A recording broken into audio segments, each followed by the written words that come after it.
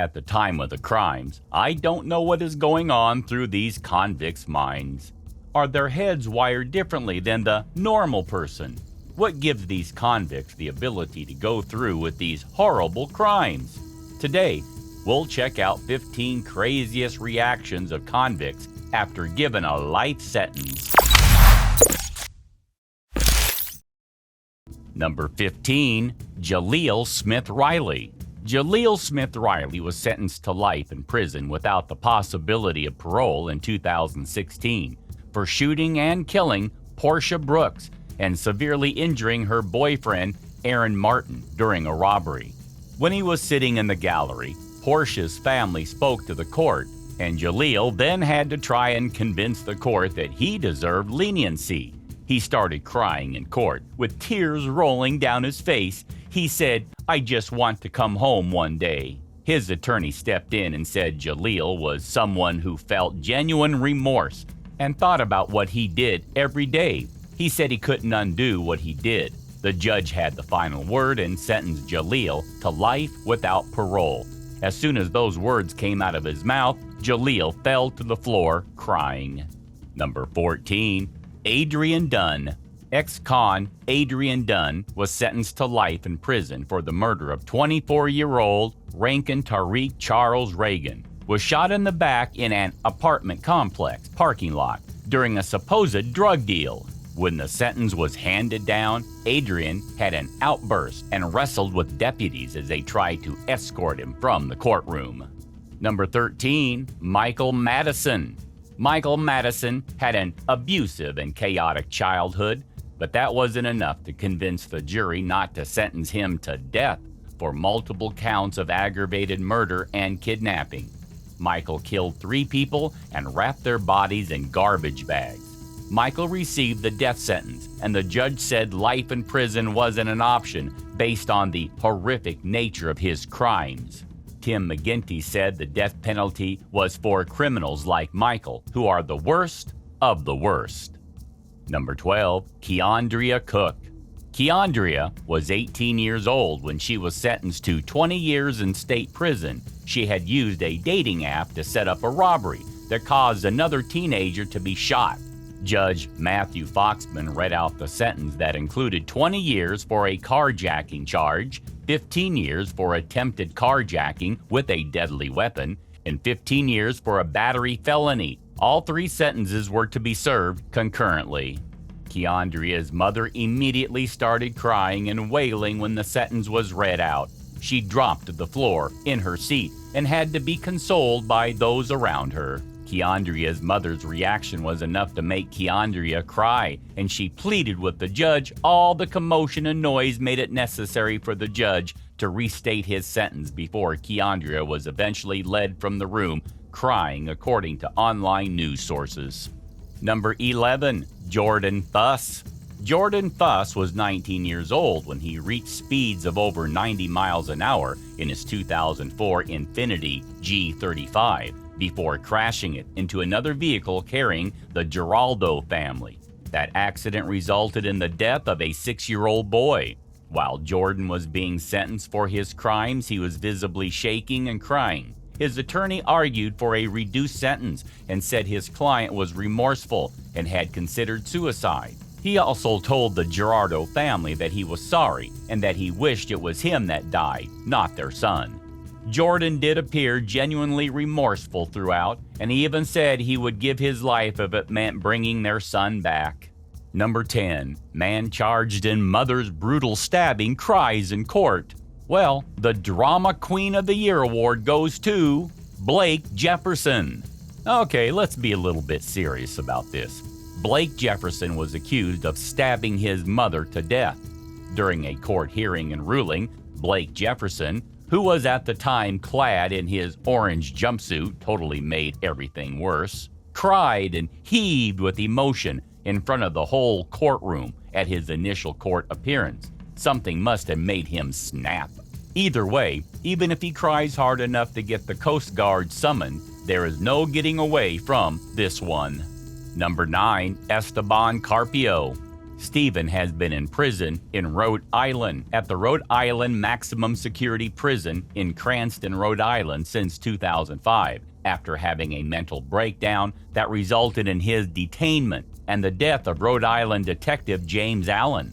He was convicted of the murder of Providence Police Detective Sergeant James L. Allen on April 17, 2005 at Providence Police Headquarters. He was sentenced to life in prison without parole. At his arraignment, Carpio came in wearing a mask, with his eyes red and swollen, with his family making accusations of police brutality. According to a press conference statement made at the time by Providence Police Chief Dean M. Esserman, Carpio's injuries were sustained as a result of his jump from the third floor of a building and struggle with law enforcement. Number 8. Antonio Barbeau. Antonio Barbeau, 14 years old, and his friend Nathan Papp visited the home of Antonio's 78-year-old great-grandmother in Sheboygan, Wisconsin. Antonio hit her on the head with a hatchet, his friend hitting her multiple times with a hammer. His grandmother died from her injuries. During the trial, Antonio showed a wide range of emotions, who broke down and sobbed when he was sentenced, and tried to read an apologetic statement. However, he started crying while reading it, and his defense attorney had to read it for him. The judge said that the sentence was the minimum based on the crime, and that the crime was nothing short of horrific. Number 7. Aaron Hernandez drama. He still earns a slot on this list for his actions before his death. The ex-NFL player, who was serving a life sentence at the Souza Baranowski Correctional Facility, broke down into an uncontrollable teardrop session besides his defense attorney after the judge found him not guilty for the shooting of 2 black men in 2012 in a drive-by shooting in Boston. Number 6. Mastermind of Norway massacre breaks down after sentencing. Mr. Anders Breivik was on trial for the murder of 77 people in twin attacks that took place in Norway. He was captured by cameras crying his heart out after the judge finally made his ruling.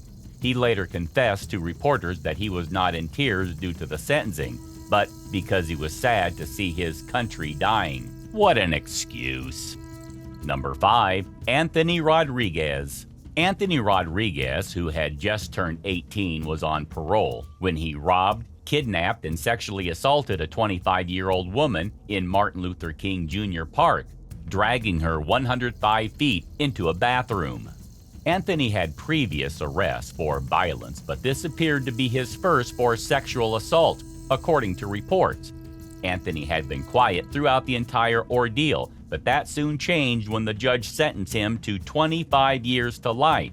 He started directly talking to the judge with tears in his eyes, yelling profanities and calling the ruling unfair. He had to be forced to sit down. Number 4. Jeffrey McDonald. Jeffrey McDonald beat his girlfriend Alyssa Johnson to death in her home in Dangan Hills. He then propped her against a bed with severe blunt impact injuries to the head, neck, and extremities before taking a photo of her in this position. Likely after she was already dead for his horrific crimes, and even after crying and apologizing to Alyssa's family, he was sentenced to 12 years in jail. Number 3. Tony Farmer. Some people get angry when they're sentenced to prison. Others cry, scream, and swear.